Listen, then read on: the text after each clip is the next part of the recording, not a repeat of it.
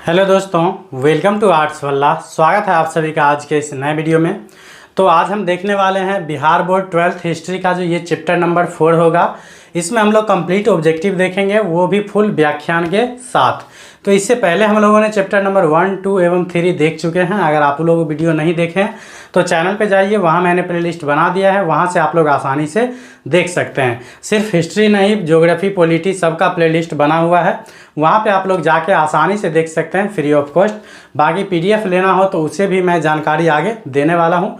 तो फिलहाल चलिए हम शुरू करते हैं और बढ़ते हैं क्वेश्चन की ओर। तो पहला जो हमारा क्वेश्चन है यह है चैप्टर नंबर 4 से, जो ऋग्वैदिक कालीन लोग किसकी पूजा करते थे।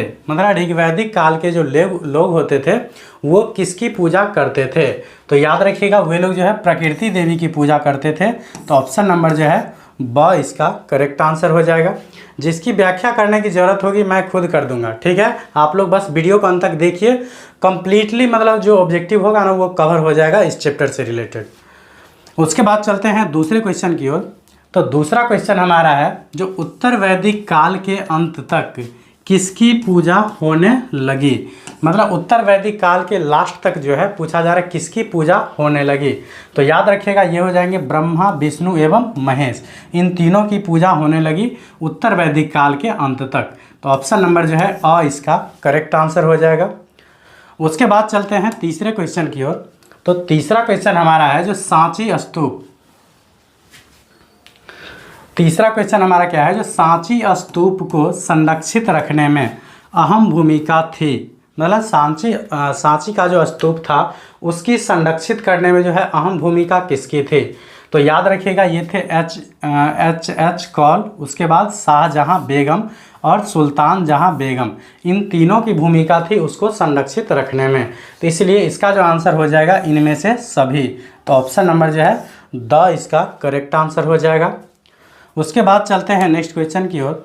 तो नेक्स्ट हमारा क्वेश्चन है, जो सांची मध्य प्रदेश के किस जिले में स्थित है। तो सांची का स्तूप पता होगा आप लोगों को, मध्य प्रदेश में। ये भी एक अपने आप में क्वेश्चन है, पूछा जाएगा सांची का तो स्तूप जो है किस राज्य में स्थित है। तो याद रखिएगा मध्य प्रदेश में। तो यहाँ क्वेश्चन है सांची का स्तूप जो है वो मध्य प्रदेश के किस जिले में है। तो याद रखिएगा सांची का स्तूप जो है वो मध्य प्रदेश के रायसेन जिले में है। तो ऑप्शन नंबर जो है ब इसका करेक्ट आंसर हो जाएगा। उसके बाद चलते हैं नेक्स्ट क्वेश्चन की ओर। तो नेक्स्ट हमारा क्वेश्चन है 5 नंबर, जो निम्न में से गौतम बुद्ध के शिष्य थे। मतलब निम्नलिखित में से कौन से हैं जो गौतम बुद्ध के शिष्य थे। तो याद रखिएगा गौतम बुद्ध के जो शिष्य थे वो आनंद एवं उपाली, उसके बाद कश्यप भी थे, उसके बाद सारिपुत्र एवं गौदरालयन, ये सभी जो है गौतम बुद्ध के शिष्य थे। तो इसका आंसर हो जाएगा इनमें से सभी। ऑप्शन नंबर द इसका करेक्ट आंसर हो जाएगा। उसके बाद चलते हैं नेक्स्ट क्वेश्चन की ओर। नेक्स्ट हमारा क्वेश्चन है, जो कुंडलवन कश्मीर में चतुर्थ बौद्ध संगीति किस शासक के काल में हुई थी। तो याद रखिएगा पहला बात यही, जो कुंडलवन कश्मीर में जो है चौथी बौद्ध संगीति हुई थी। ये भी आप लोगों से पूछा जा सकता है, जो चौथी बौद्ध संगीति कहाँ हुई थी। तो याद रखना है कुंडलवन कश्मीर में। तो यहाँ पूछा जा रहा है जो चौथी बौद्ध संगीति जो हुई थी कुंडलवन कश्मीर में, उस टाइम में वहाँ के शासक कौन थे। तो याद रखिएगा चौथी बौद्ध जो संगीति हुई थी उसके टाइम में शासक कौन थे। तो याद रखिएगा कनिष्क। तो ऑप्शन नंबर जो है ब इसका करेक्ट आंसर हो जाएगा। याद रखिएगा पहला बौद्ध संगीति जो हुआ था प्रथम, उसके टाइम में कौन थे, तो अजातशत्रु। दूसरा के टाइम में कौन थे, तो कालाशोक। तीसरा के टाइम में कौन थे, तो अशोक। और चतुर्थ जो बौद्ध संगीति हुई थी उस टाइम में शासक कौन थे, तो कनिष्क। तो इस प्रकार से चारों के बारे में याद रख लीजिएगा। जो प्रथम बौद्ध संगीति के टाइम में शासक कौन थे, तो याद रखिएगा अजातशत्रु। दूसरा बौद्ध संगीति के टाइम में शासक कौन थे, तो याद रखिएगा कालाशोक। तीसरा बौद्ध संगीति के टाइम में शासक कौन थे, तो याद रखिएगा अशोक। और चौथी बौद्ध संगीति के टाइम में शासक कौन थे, तो याद रखिएगा कनिष्क। अगर इसका डेट याद रखना हो तो याद रखिएगा पहला जो हुआ था ये 483 ईसा पूर्व में, 483 ईसा पूर्व में जब महात्मा बुद्ध की मृत्यु हुई थी। दूसरा जो बौद्ध संगीति हुआ था इससे 100 साल बाद, तो 383 ईसा पूर्व में हुआ था द्वितीय बौद्ध संगीति। तृतीय बौद्ध संगीति की बात करें तो याद रखिएगा 250 ईसा पूर्व, 250 ईसा पूर्व। और चौथी बौद्ध संगीति पूछा जाए तो याद रखिएगा प्रथम शताब्दी ईस्वी में, प्रथम शताब्दी ईस्वी में, प्रथम शताब्दी ईस्वी में। ये बौद्ध धर्म जो है काफ़ी इंपॉर्टेंट है इस चैप्टर के लिए, बौद्ध धर्म और जैन धर्म। तो इसीलिए मैं इतना डिटेल बता दिया हूँ ताकि आप लोगों को इकट्ठा अगर मिल जाए तो इसमें कोई कन्फ्यूजन नहीं रहता है। तो याद रखना कैसे, अजातशत्रु, कालाशोक, अशोक और कनिष्क। तो पहला अजातशत्रु के टाइम में, दूसरा कालाशोक, तीसरा अशोक और चौथा कनिष्क। तो इस प्रकार से आप याद रख सकते हैं, तो चारों एक साथ क्लियर हो जाएगा। उसके बाद चलते हैं नेक्स्ट क्वेश्चन की ओर। तो नेक्स्ट हमारा क्वेश्चन है जो संलेखन मतलब क्या होता है, कायाक्लेश द्वारा मृत्यु का विधान किस धर्म में है। तो संलेखन द्वारा जो मृत्यु होता है वो पूछा जा रहा है किस धर्म से संबंधित है। तो याद रखिएगा ये है जैन धर्म से संबंधित। ऑप्शन नंबर जो है अ इसका करेक्ट आंसर हो जाएगा। संलेखन का मतलब होता है जो बिना अन्न जल त्याग किए हुए अपने प्राणों को त्याग करना, उसी को बोला जाता है संलेखन, और ये जैन धर्म से संबंधित है। उसके बाद चलते हैं नेक्स्ट क्वेश्चन की ओर। तो नेक्स्ट हमारा क्वेश्चन है जो नाथ मुनि का संबंध है, मतलब नाथ मुनि का संबंध जो है वो पूछा जा रहा है किस धर्म से है। तो नाथ मुनि जो थे एक वैष्णव संत थे, तो इसका जो संबंध हो जाएगा ये वैष्णव धर्म से हो जाएगा। तो ऑप्शन नंबर जो है द इसका करेक्ट आंसर हो जाएगा। याद रखिएगा नाथ मुनि का संबंध किस धर्म से है, तो वैष्णव धर्म से। उसके बाद चलते हैं नेक्स्ट क्वेश्चन की ओर। तो नेक्स्ट हमारा क्वेश्चन है जो कालिदास, भवभूति, सुबंधु एवं बाणभट्ट आदि जो है किस धर्म के अनुयायी थे। तो कालिदास, भवभूति, सुबंधु एवं बाणभट्ट ये सब जो है किस धर्म के अनुयायी थे। तो याद रखिएगा ये सब जो थे ये शैव धर्म के अनुयायी। तो ऑप्शन नंबर जो है स इसका करेक्ट आंसर हो जाएगा। उसके बाद चलते हैं नेक्स्ट क्वेश्चन की ओर। नेक्स्ट हमारा क्वेश्चन है जो अप्पार, सुंदर मूर्ति एवं नंदन का संबंध किस धर्म से है। तो अप्पार, उसके बाद सुंदर मूर्ति एवं नंदन, इस तीनों का भी संबंध पूछा जा रहा है किस धर्म से है। तो इन तीनों का भी संबंध वही से हो जाएगा, तो ये हो जाएगा शैव धर्म से। तो ऑप्शन नंबर जो है ये स इसका करेक्ट आंसर हो जाएगा। शैव मत का याद रखिएगा जो भगवान शिव से संबंधित जो धर्म था, भगवान शिव से संबंधित जो धर्म था उसको क्या बोला जाता है, उसको मानने वाले अनुयायी को बोला जाता है शैव मत, याद रखिएगा। उसके बाद चलते हैं नेक्स्ट क्वेश्चन की ओर। नेक्स्ट हमारा क्वेश्चन है जो भवभूति के मालती माधव में किस संप्रदाय का उल्लेख मिलता है। तो पहले तो यही पूछा जा सकता है आप लोगों को जो मालती माधव के रचयिता कौन है, तो याद रखिएगा भवभूति। तो बोला जा रहा है भवभूति के जो मालती माधव है इसमें किस संप्रदाय के बारे में उल्लेख मिलता है। तो इसमें जो मिलता है ये मिलता है कापालिक संप्रदाय के बारे में। तो ऑप्शन नंबर जो है इसका स करेक्ट हो जाएगा। उसके बाद चलते हैं नेक्स्ट क्वेश्चन की ओर। नेक्स्ट हमारा क्वेश्चन है जो बाणभट्ट ने कादम्बरी ग्रंथ में किस संप्रदाय का उल्लेख किया है। तो कादम्बरी ग्रंथ किसके, मतलब कादम्बरी ग्रंथ के लेखक पूछा जाए तो याद रखिएगा बाणभट्ट। तो बाणभट्ट के जो कादम्बरी ग्रंथ है उसमें पूछा जा रहा है किस संप्रदाय के बारे में उल्लेख किया है उन्होंने। तो याद रखिएगा बाणभट्ट जो किए हैं ये पाशुपत संप्रदाय का। तो ऑप्शन नंबर जो है डी इसका करेक्ट आंसर हो जाएगा, मतलब द याद रखिएगा। उसके बाद चलते हैं नेक्स्ट क्वेश्चन की ओर। 13 हमारा क्वेश्चन है जो महात्मा बुद्ध को ज्ञान की प्राप्ति कहाँ हुई थी। तो महात्मा बुद्ध की जो ज्ञान की प्राप्ति हुई थी वो हुआ था बोध गया में, जिसको वर्तमान में हम गया नाम से जानते हैं। तो याद रखिएगा ऑप्शन नंबर जो है ब इसका करेक्ट आंसर हो जाएगा। याद रखिएगा बोध गया में क्या हुआ था, इनको ज्ञान की प्राप्ति क्या हुई थी, ज्ञान की प्राप्ति हुई थी। कहाँ पे, बोध गया में। उसके बाद बात करें लुम्बिनी में, तो लुम्बिनी में याद रखिएगा इनका जन्म हुआ था। कपिल वस्तु के लुम्बिनी नामक स्थान पे इनका क्या हुआ था, जन्म हुआ था। उसके बाद कुशीनगर, कुशीनगर में क्या हुआ था, तो इनका क्या बोलते हैं महापरिनिर्वाण, क्या बोलते हैं एक प्रकार से महापरिनिर्वाण। महापरिनिर्वाण, महापरिनिर्वाण का मतलब मोक्ष की प्राप्ति, मतलब एक प्रकार से देहांत बोल सकते हैं। उसके बाद सारनाथ में क्या दिया था, तो इन्होंने प्रथम प्रवचन दिए थे। प्रथम प्रवचन कहाँ दिए थे, तो सारनाथ में, जिसको किस नाम से जाना गया, तो जिसको जाना गया धर्म चक्र प्रवर्तन, धर्म चक्र प्रवर्तन, याद रखिएगा। ये था चारों जगह से महात्मा बुद्ध के संबंध। उसके बाद चलते हैं नेक्स्ट क्वेश्चन की ओर। नेक्स्ट हमारा क्वेश्चन है जो श्वेतांबर एवं दिगंबर का संबंध किस धर्म से है। तो श्वेतांबर और दिगंबर का जो संबंध हो जाएगा ये हो जाएगा जैन धर्म से। तो ऑप्शन नंबर जो है द इसका करेक्ट आंसर हो जाएगा। बाकी बौद्ध धर्म का बात याद रखिएगा। तो बौद्ध धर्म जो दो भाग में बटा था उसका नाम था हीनयान। क्या नाम था? हीनयान और महायान। हीनयान और महायान। हीनयान और महायान। तो पूछा जाएगा आप लोगों से जो हीनयान और महायान का संबंध किस धर्म से है, तो याद रखिएगा बौद्ध धर्म से। अगर श्वेतांबर और दिगंबर का संबंध पूछा जाए तो याद रखिएगा जैन धर्म से। उसके बाद चलते हैं नेक्स्ट क्वेश्चन की ओर। नेक्स्ट हमारा क्वेश्चन है जो वीरशैव मतलब लिंगायत आंदोलन का जनक कौन था। तो वीरशैव कह लीजिए या लिंगायत आंदोलन का जनक कौन था, तो ये याद रखिएगा ये थे बासवण्णा। तो ऑप्शन नंबर जो है 100 इसका करेक्ट आंसर हो जाएगा। उसके बाद चलते हैं नेक्स्ट क्वेश्चन की ओर। तो नेक्स्ट हमारा क्वेश्चन है जो बौद्ध परंपरा में अशोक ने कितने स्तूप बनवाए हैं। मतलब बौद्ध परंपरा के अनुसार जो है अशोक जो थे वो कितने स्तूप बनवाए हैं। तो बौद्ध परंपरा के अनुसार जो उल्लेख मिलता है जो ये अशोक जो है 84,000 स्तूप बनवाए थे। तो ऑप्शन नंबर जो है द इसका करेक्ट आंसर हो जाएगा। उसके बाद चलते हैं नेक्स्ट क्वेश्चन की ओर। तो नेक्स्ट हमारा क्वेश्चन है जो हीनयानी पुस्तकें किस भाषा में है। तो हीनयानी जो पुस्तकें लिखी गई है वो किस भाषा में है, तो याद रखिएगा ये जो है पाली भाषा में है। ऑप्शन नंबर ब इसका करेक्ट आंसर हो जाएगा। उसके बाद चलते हैं नेक्स्ट क्वेश्चन की ओर। तो नेक्स्ट हमारा क्वेश्चन है जो धर्म ग्रंथ सूत पिटक किस धर्म से संबंधित है। तो सूत पिटक का संबंध पूछा जा रहा है किस धर्म से संबंधित है, तो याद रखिएगा बौद्ध धर्म से। तो ऑप्शन नंबर ब इसका करेक्ट आंसर हो जाएगा। बौद्ध धर्म में याद रखिएगा इसमें जो है त्रिपिटक है। क्या है? त्रिपिटक। त्रिपिटक का मतलब क्या हो गया, तो इसमें 3 पिटक है। कितने पिटक है?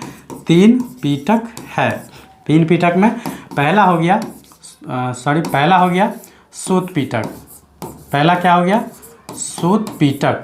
पहला सूत पिटक।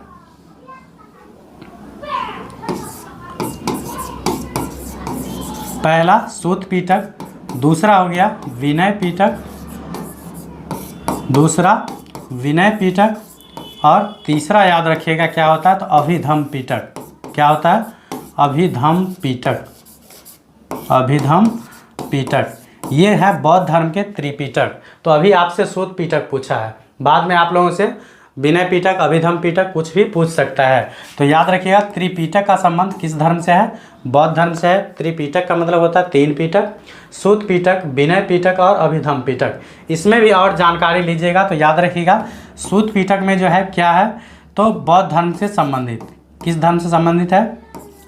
महात्मा बुद्ध के उपदेश। इसमें है महात्मा बुद्ध के उपदेश। महात्मा बुद्ध के उपदेश।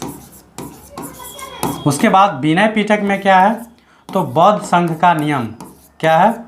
बौद्ध संघ का नियम। बौद्ध संघ का नियम। और अभिधम पिटक में पूछा जाएगा क्या है, तो याद रखिएगा ये है बौद्ध धर्म के दर्शन। क्या है? बौद्ध धर्म के दर्शन। बौद्ध धर्म के दर्शन। तो ये हो गया तीनों पिटक के बारे में कंप्लीट जानकारी। त्रिपिटक का संबंध पूछा जाए बौद्ध धर्म से। त्रिपिटक का मतलब क्या होता है, तो 3 पिटक, सूत पिटक, विनय पिटक और अभिधम पिटक। पूछेगा सूत पिटक में क्या चीज़ वर्णन है, तो याद रखिएगा महात्मा बुद्ध के उपदेश उसमें संकलित किया गया है। विनय पिटक में पूछेगा क्या वर्णित है, तो बौद्ध संघ का नियम। बौद्ध भिक्षु सब जो रहते थे उसका नियम पूछा जाएगा किस में उल्लेख है, तो याद रखिएगा विनय पिटक में। अभिधम पिटक में क्या है, तो बौद्ध धर्म के जो दर्शन शास्त्र थे उसका उल्लेख मिलता है अभिधम पिटक में। तो उम्मीद करता हूँ आप लोगों को कंप्लीट जानकारी मिल गया होगा। चलते हैं उसके बाद नेक्स्ट क्वेश्चन की ओर। नेक्स्ट क्वेश्चन है जो बुद्ध का बचपन का नाम क्या था। तो बुद्ध के जो बचपन के नाम थे ये थे सिद्धार्थ। तो ऑप्शन नंबर जो है ब इसका करेक्ट आंसर हो जाएगा। वर्धमान जो है ये महावीर स्वामी के बचपन का नाम था। महावीर स्वामी के बचपन का नाम था क्या? सिद्धार्थ। महावीर स्वामी के बचपन का नाम याद रखिएगा क्या था? सिद्धार्थ। राहुल कौन थे, तो राहुल याद रखिएगा महात्मा बुद्ध के पुत्र का नाम था। क्या था? महात्मा बुद्ध के पुत्र का नाम।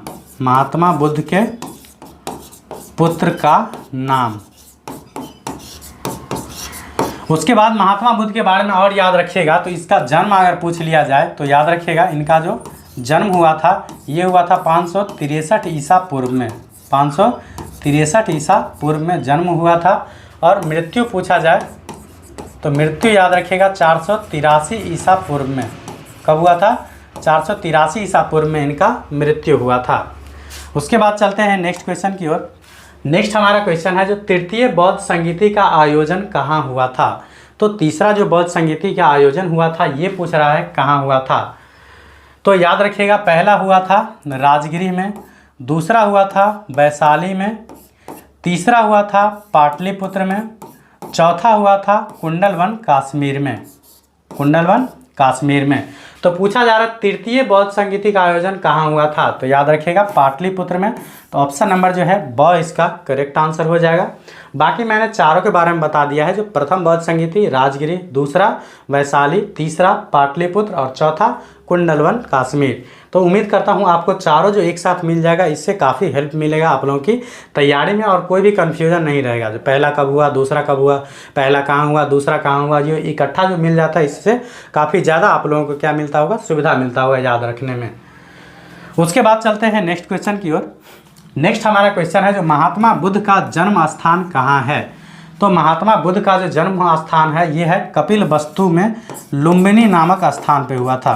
कपिलवस्तु के निकट लुम्बिनी नामक स्थान पे, लुम्बिनी नामक स्थान पे इनका क्या हुआ था, जन्म हुआ था। तो ऑप्शन नंबर जो है द इसका करेक्ट आंसर हो जाएगा।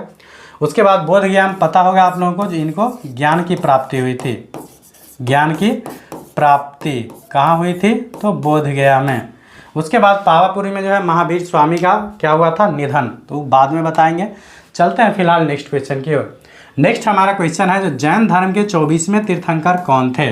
तो जैन धर्म के जो 24वें तीर्थंकर थे ये कौन थे, तो ये थे महावीर स्वामी। तो ऑप्शन नंबर जो है द इसका करेक्ट आंसर हो जाएगा। बाकी जैन धर्म से रिलेटेड जो है 3 तीर्थंकर कम से कम जरूर आप लोगों को याद रखना है। जो महावीर स्वामी कौन थे, तो ये जैन धर्म के 24वें तीर्थंकर थे। उसके बाद पार्श्वनाथ जो थे ये जैन धर्म के 23वें तीर्थंकर थे। कौन से, 23वें।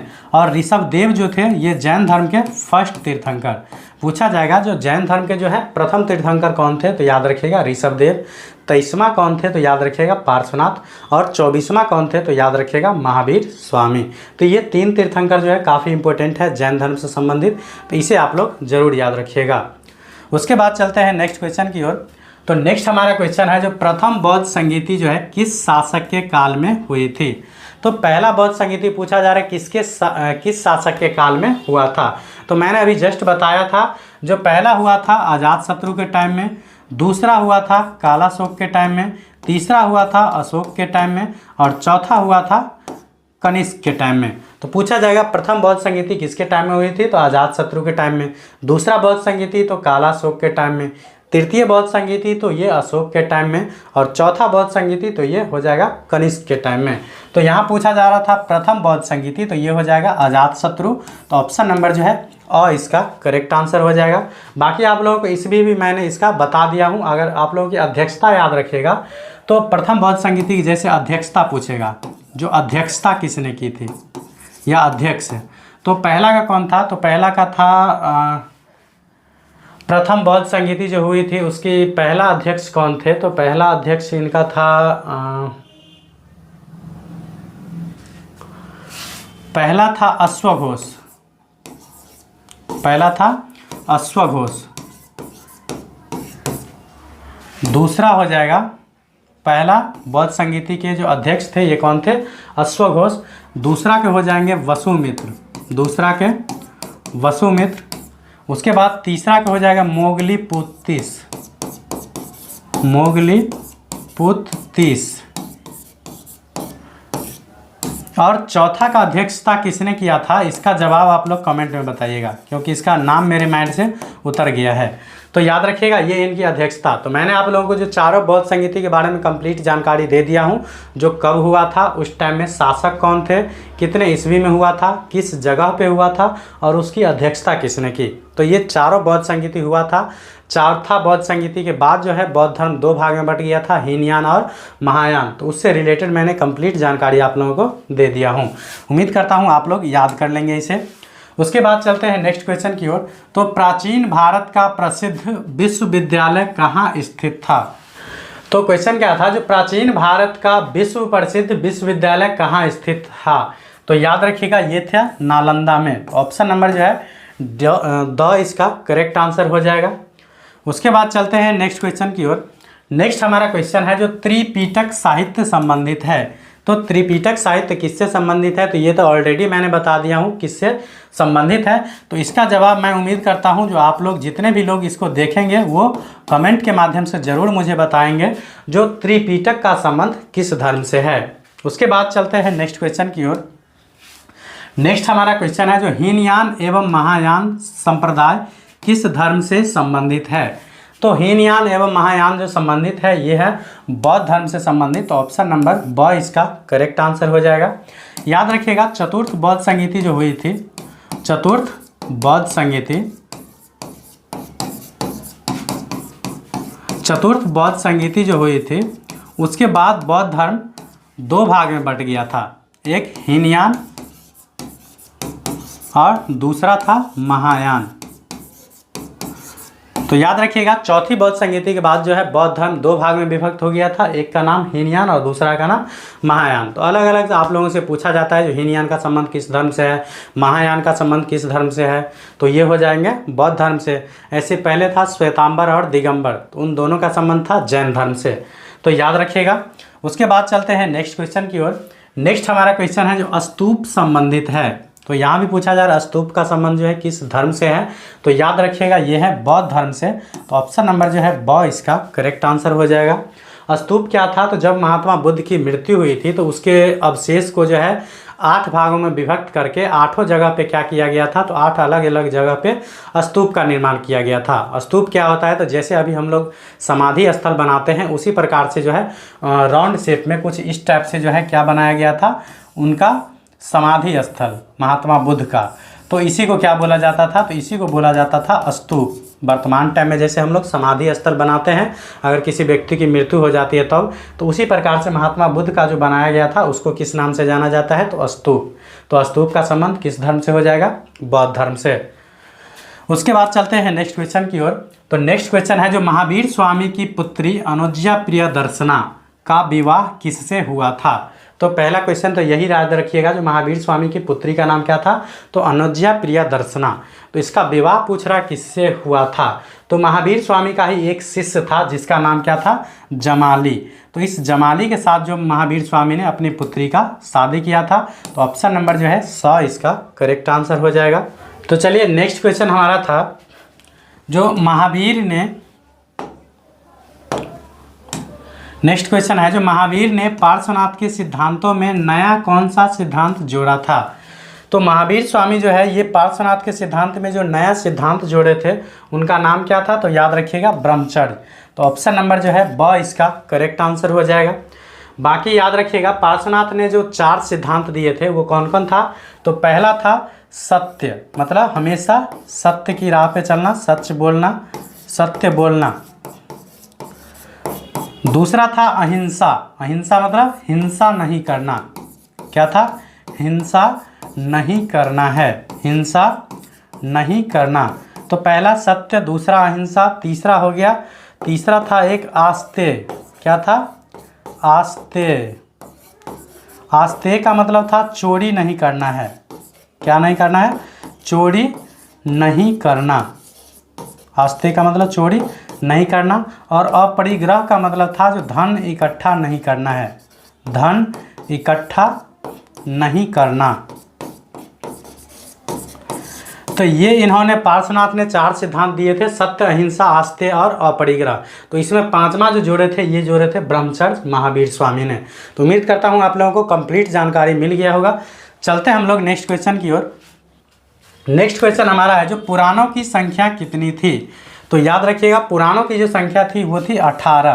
तो ऑप्शन नंबर जो है ब इसका करेक्ट आंसर हो जाएगा।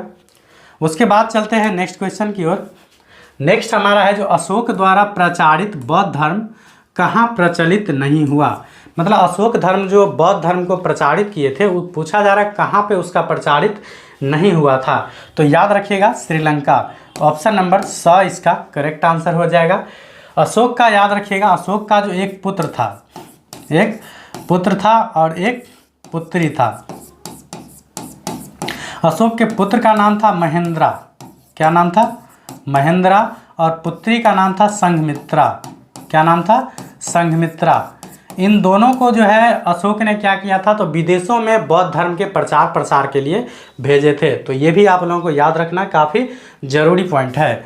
उसके बाद चलते हैं नेक्स्ट क्वेश्चन की ओर। तो नेक्स्ट हमारा क्वेश्चन है जो महावीर का जन्म कहाँ हुआ था। तो महावीर का जन्म पूछ रहा है कहाँ हुआ था।